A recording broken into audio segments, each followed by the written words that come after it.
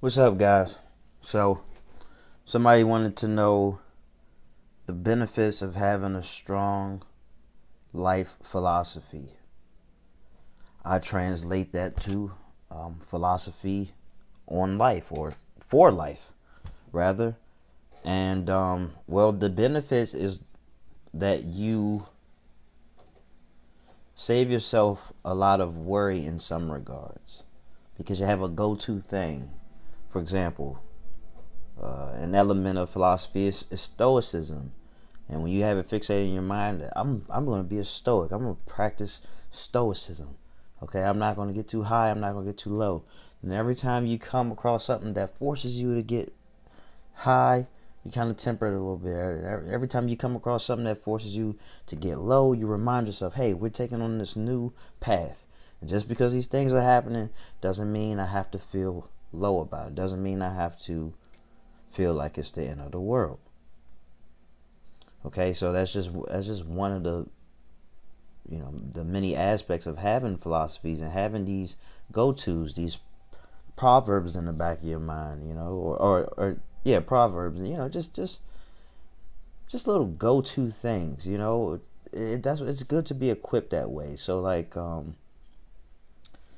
for example, you know, well, you may have mastered the art of waiting before giving a response, as opposed to reacting. So if somebody says, um, I don't know, says something kind of borderline offensive, you know what I'm saying? If you're reacting, you may do something impulsive, you may take it over the top, you may, as opposed to giving yourself extra time to actually um, just kind of analyze the situation. You know, I learned that a lot. There's a couple times I had to look back at some of the things that I did. I was like, man, why'd you do that? Why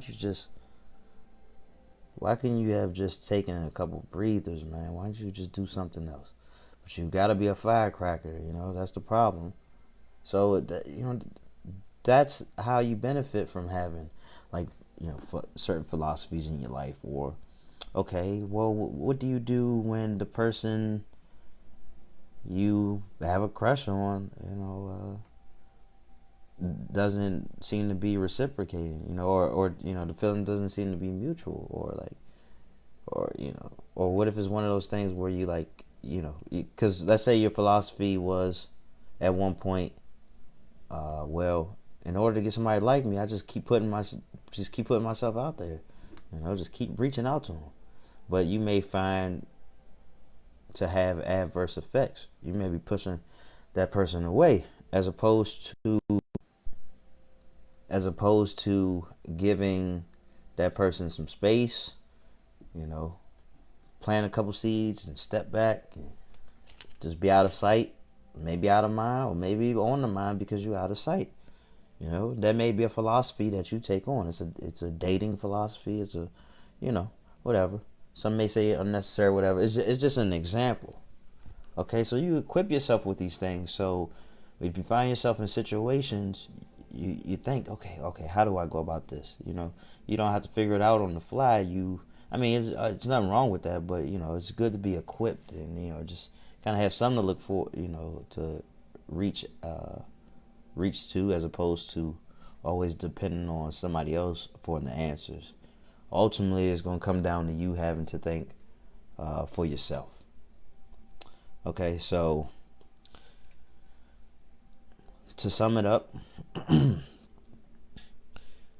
philosophy, there's some of the greatest philosophers, they had day jobs. Some had regular day jobs, some had a day job that one in a